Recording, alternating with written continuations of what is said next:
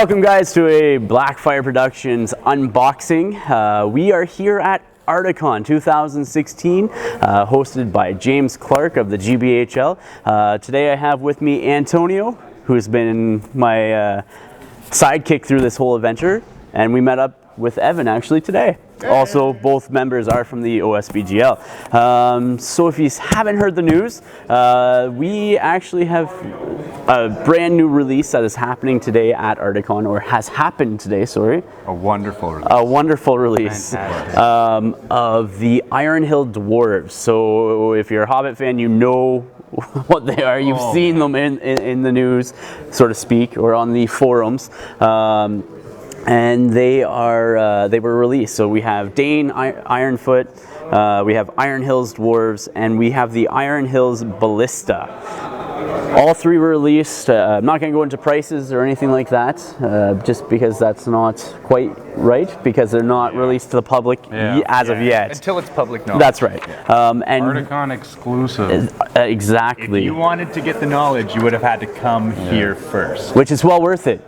It was. And I don't even mean for that, but for the event in itself. You know what I mean? Like, it's a great time. It's night number 1, and already like huge things are happening.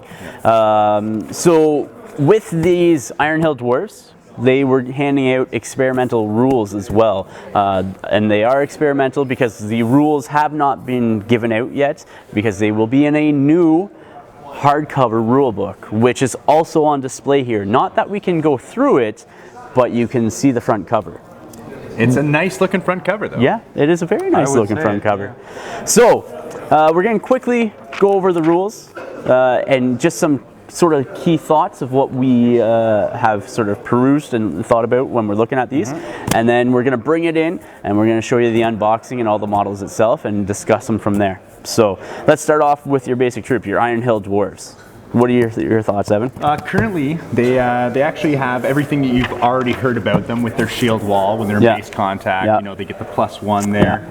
But the one thing I wasn't expecting was their fight value. Yeah. That's actually quite a surprise for me. Well, it's standard. It's standard. It's standard for dwarves. It is, but I was expecting it to be either a little bit less because of the defense value. Okay. Or for compensation wise. Yeah, I was expecting it to be maybe fight 3 because they do get that 8 defense, which is a little bit harder. But maybe that was a little bit too, too chintzy on one side. But yeah, and for the people that don't know about shield wall, what that is when the Iron Hills Dwarf is in base contact with another 2 models that have the shield wall ability, they then get that +1 defense. So that defense, it's huge. It goes up to equal to an 8 eagle. On a basic trooper is really high. That's right. Like I said, equal defense is just great. One of those stat lines that you'd love to see on a model. What surprises me for a basic troop that is not evil is the strength 4. Yes. Yes, that is true. Strength 4. Good doesn't normally see that very often. No, you're right. No. And the fact that these guys are equipped with spears, heavy weapon, sword, and shield, that's great. That is really, really good. It does. It makes them a very viable troop option, especially in the dwarven category where there aren't a lot of spears. And actually, that's if I can make a note, it specifically says sword, not axes. That's true. So that's right. So it's sword. No so maybe this is a trend that you guys or we might be seeing, is that they're now getting into specific weapons for each unit type instead of leaving it open, so that way people convert and have everybody with axes or something along those lines. Because I'm sure a lot of people would love axes on their dwarves. Yeah. But I'm not against swords. I like swords. No. But the spears are the key thing, I think, because they're the ones that are going to be backing and supporting. So the gist of what these Iron Hills Dwarves are it's like a rank and file sort of force. So you have the front line with the shield, the spear supports behind. And so that's the basic troop there. So then you have, to lead these Iron Hills Dwarves, you have Dain Ironfoot himself.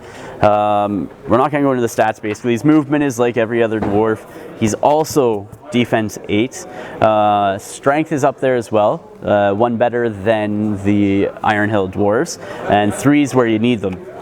And courage is actually really, really good. Really good. Like really good. Shockingly Exceptional. good. Like shockingly Yeah. good. Yeah, we're talking like berserker. Berserker. Yeah, Exactly. that's Berserker right. That's stat line. right. That is right. That's right. Again, he's equipped with heavy dwarven armor and a two-handed weapon. So he does have the burly rule to go with that Which two-handed is weapon as well. What I like to see. So that's an amazing little thing. On any dwarven hero, you really want that burly rule. Yeah. You really do. Yeah, and as you've seen probably, he is also able to take a war boar. So there's some bacon there that can come along with him. Canadian bacon, eh? But yeah, so he does have burly and he does have fearless, and then he has a bunch of other special rules that we'll get into. If you want to take one of those. Yeah, so we got Lord of the Iron Hills, I guess. Yep. Called Dain Ironfoot is alive. So he's got like an extended bubble, really. All Iron Hills Dwarves within 12 inches automatically pass courage tests. Which is amazing, because it's automatic, you know what I mean? It is automatically. And he so almost automatically passes his courage test. So this force is not going anywhere. He's going to stick around. He's sticking around. And then, so his next one is Fiery Temper. So as soon as he kills an enemy model, the rest of the game, Dane then has to charge, if able to, into another enemy model. Yeah. So, which is pretty cool as well. It just means that you're going to have to play him like he's supposed to be played. Which kind of like the twins, essentially. Yeah, kind of like the twins when you lose one. Twins, yeah. Absolutely, absolutely. You then have Fearsome Charge. Fearsome Charge is in a turn when Dane charges into the battle, he causes terror until the end of the turn. So basically, you can charge somebody, focus on them, and then to help prevent you from being surrounded, you then, everybody else who wants to charge you has to make that courage test, right? Sure. So that's pretty good. That's pretty good. And I'm already thinking of things that would be really good for, like to have somebody else with Dane. Oh yeah. That affects courage. There are quite a few that's good. synergetic models that yes. can easily be allied. Absolutely. Yes. And one of my favorite things that you've seen Dane do in the movies. This is the key special rule, I would say, that kind of highlights him. Yeah. The headbutt. Yeah. The headbutt. Yeah. So it's Dane, when he wins the duel rolls but fails to slay his opponent, selects one man size or smaller model in the fight, rolls a d6 on a 5+. Dane will headbutt that model and knock him to the ground. So that is. Like you can, if you're in combat with a key model, oh yeah, you can knock that model down and really put a stop to them. So kudos for that. And again, that is experimental rules. We could probably see changes to that. We do have one last one, which I really haven't looked over all that much. So this is going to be a quick little thing, but I have heard as to what it does. It's awesome. And it's awesome. That is the Iron Hills Ballista. So it's Strength 8 Ballista. Defense 10, 4 wounds. Again, the crew are the basic Iron Hill Dwarf crew. It does look like with the model there's a captain option that comes with it, which is cool. But I haven't heard for sure if it is there yet or in the book. I'm a little nervous. Well, like most engineer, like most artillery has engineer captains, right? That's right. So I think it's just a standard that's in there. But do the other ballistas not have a current stat line, or sorry, an addition that you can add the captain? That's right. Yeah, you that's can, and that's what I'm going. That's where I'm going with so it. So hints there. That's right. Because that's pretty right. much like a standard that you It is. see That's with right. war It is. machines. Yes. So some of the options you can take: Iron Hill Dwarf Engineer Captain. Hold on, it's right there. So superior construction, as well as additional dwarf crew. So that's pretty cool. So I don't know how many more you can take. Haven't read into it yet, but it's reliable. So when firing an Iron Hills Ballista at a target, the shot will only scatter 3 inches instead of 6 inches. Furthermore, the Iron Hill crew may re-roll 1s to hit. That's right. That gives it some extra little survivability and such. Now, my question would be, do you think that it's going to be like the longer ranged ballistas and sort of those sort of style of weapons, the siege weapons that you can't shoot beyond your 18-inch? Within your 18-inch? Sorry, yes. Yeah. Yeah, do you think it'd be similar to that? Well, I think it's going to be your basic ballista ability. So it's not going to be any modified, you know what I mean? So it's what, the 48 range? Like the trebuchet something like that. stuff, the catapults, Yeah. which have the minimum range. The minimum range, yes. Yeah. So Well, the twirly whirlies, essentially, in the movies, you see them, they're launching right over that high spectrum. It'd be interesting to see whether or not they add that rule. Yeah. These are experimental, so anything can change. Anything could change. So, so the next portion of the Iron Hills Ballista is the old twirly whirlies. It's quite the name. Why do you think they called it the old twirly whirlies? I don't know. I think it's in reflection of the extended scenes of the movies. I'm pretty sure he refers to them as the twirly whirlies. Yeah. See, and here's my thoughts. Is I have other ideas as to what a twirly whirly is that I will not get into because it's not quite appropriate here. But you know where I'm going. I know where your mind yeah. Yes. So basically, I had this explained to me during a conversation. Okay. And so basically what I think it is, or what I've heard it is, and this is just from explanation, not reading this section yet, you shoot a target area, whether it be a model or whatever, and you draw a straight line in between that target model and the ballista. Yes. And so what happens is anything that it stops arrows from crossing over that line between that target and the ballista. So it acts as like a shield against archery and bow fire. That's true. So that's what I've heard. I haven't read the rules yet. It's just what I've heard. It also gives you a depth, because normally when GW refers to draw a line, we're like, well, how thick is that line? Yeah. Yes. Right? Yeah. So this line here, it actually tells you that it extends basically 3 inches one way, 3 inches the other way. So you essentially have a 6-inch thick line. It's essentially a shield against their archery. Yeah. But my question is, at defense 8, when you're in a shield wall with Dane at defense 8, how viable is that going to be against archery when realistically defense 8 isn't that, weak against archery in the first place? You know what? You're right, because you're going to be needing 6x5s with your regular bows, and your elf bow is going to need 6x4s. It's still a high roll, so I'm wondering why they put the ballista in against the. I realize it fits in with the movie. I realize this, but it just makes me wonder why they added it to a defense. Because you still can get those lucky shots. Yeah. You can, and so it's going to protect you, right? Like these guys are elites. Like these guys are pairing up point wise into things along Palace Guard and other such things. And I guess they do have the slower movement as well. That's right, and so you need to get across the board, and that's what this is helping with. That's now, so I think it's to protect the squishy elves that people are going to put behind. Oh, I would not do that. Yeah, I see where your mind's at. So defense 8, fight 5. Hey, can't complain with that. No. So the other thing that comes with this, the old twirly whirly special rule, is the fact that it also gets a heroic shoot every turn automatically. Every single turn. So you're not going to be like, yes, I got priority, I'm going to be able to shoot because this guy is shooting first. Mr. James Clark at the finest, behind the camera dancing. I love it. So yeah, that's the basic overview of the rules. I think we covered everything that we need to. Oh, tremendous impact. Yes. I missed that. I missed that.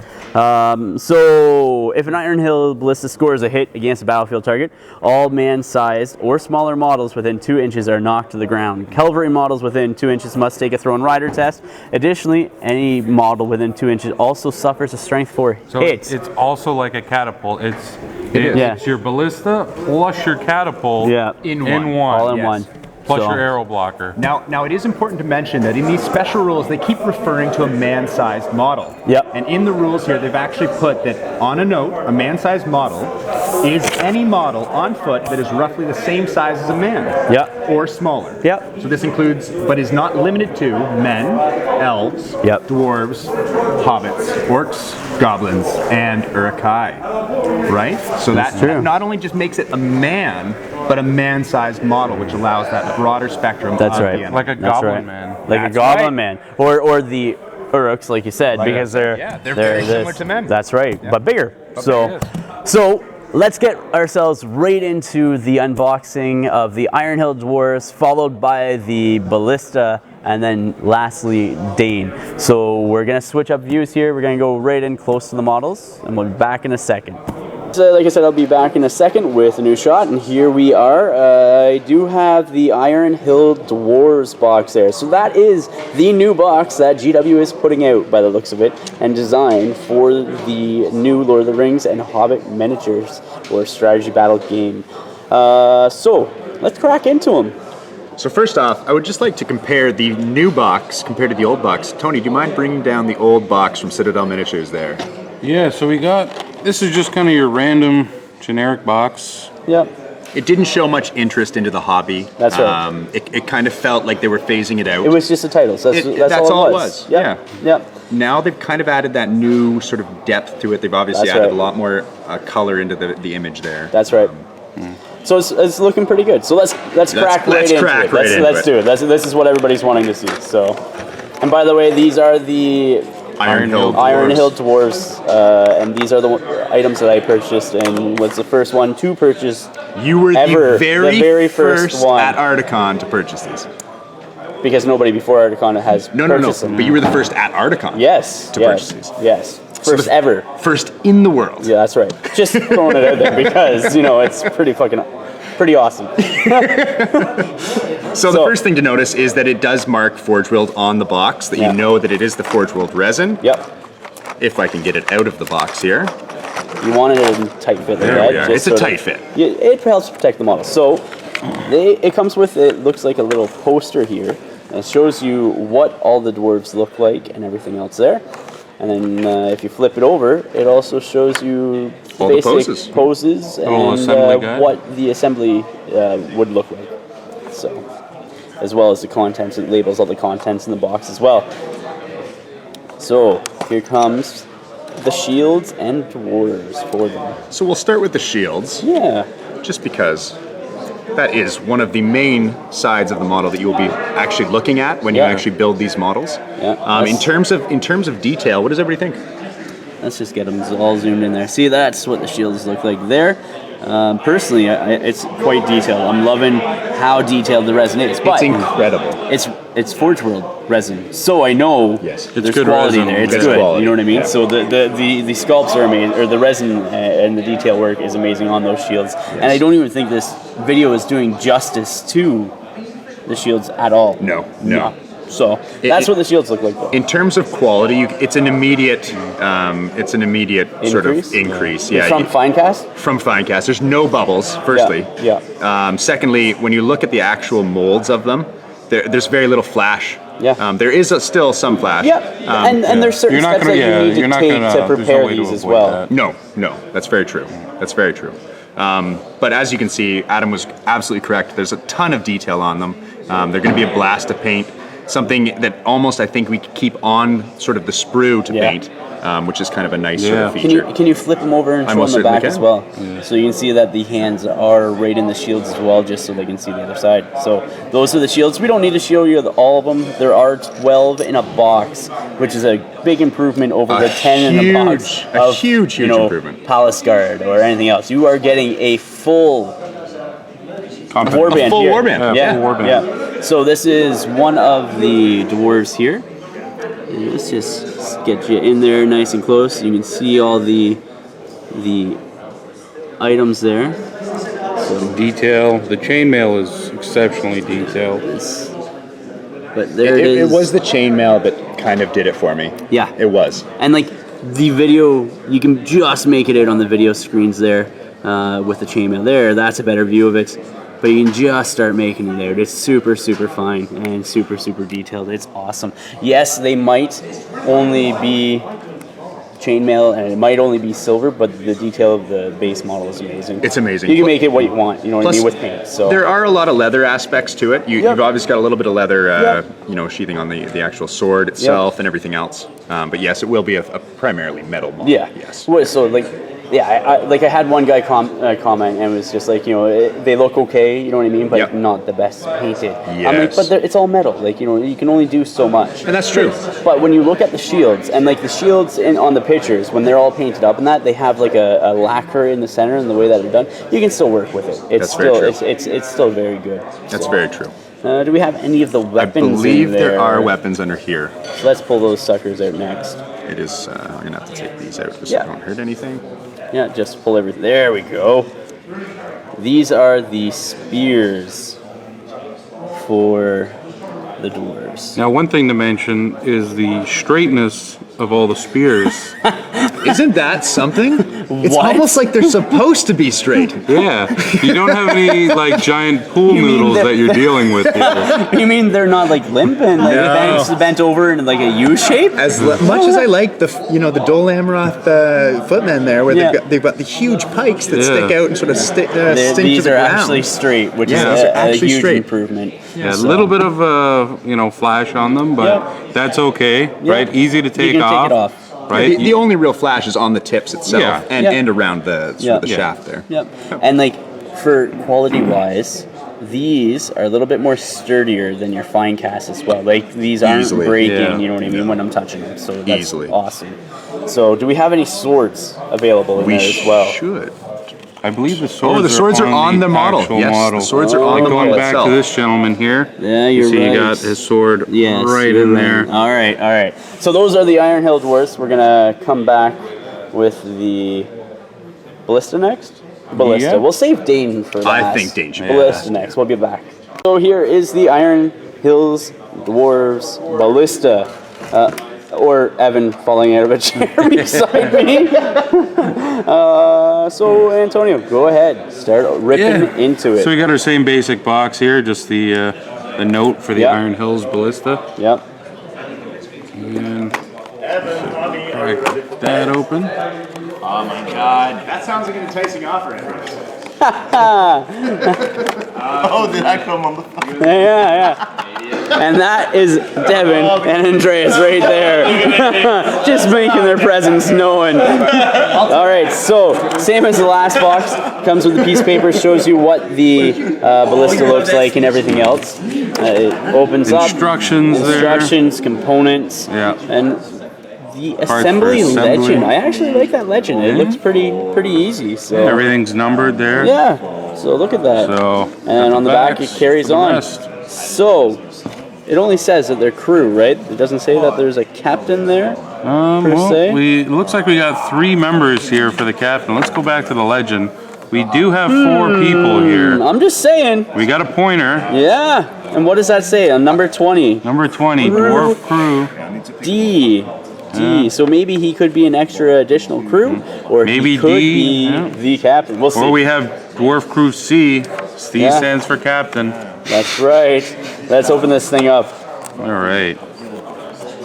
Let me see if I can get your fingers in there. Get in there. Come on now. This is serious business right here. So you got a lot of the fluffy stuff in here to keep your stuff safe. Yeah. The first thing that I'm seeing actually is not even seeing, it's the smell, the fresh, crisp newness. So let's start pulling some out. All right. So you got some big wheels. Yeah. Those are going to be probably along the bottom portion of it so that they can wheel it around. Yep. Always important. Yeah. I'm just going to bring that in close to those wheels, and you can see the detail on those right there. They're stunning. And you can see all the where all the metal clamps and stuff like that would be, or the bolts. Have either of you painted the actual Urkai Ballista that has wheels? No. When you look at these wheels compared to the actual Urkai Ballista, it's By night far. and day. Yeah. Night and day. All right, what's the next part that you're pulling out? All right. There's a lot of parts. So we'll This just one go here through it. looks like the main kind of body here. Yeah, the main got the carriage, wheels. yeah. Would go on here. Yeah, and just bring that up. Yeah, look at that. Yeah. Look at all the wood. You got the wood in there. That's Yeah. that is stellar. A lot of metal. Stellar. Yeah, and then it looks like I see a ballista piece down there, like the actual. What do we got here? Yeah, right there. This here. Yeah, that's what I'm talking about. Yeah, it looks like we got. This here looks like, I think it's the actual ballista. The arrow. And right here, you got the Twirly whirly. the twirly whirly aspect of it, the chains. Yeah, and that's what's going to protect your guys from behind. That curtain. It's great that they actually put the detail of the chain on the twirly whirly. That's something that really does it for me. I agree. So we'll put that up there. And then here it looks like we just have the arms of the ballista. Again, with the wooden details in there. Yeah. So very much the We'll same. pull out one last piece for this before moving on to Dane. Let's see, this looks like an interesting piece here.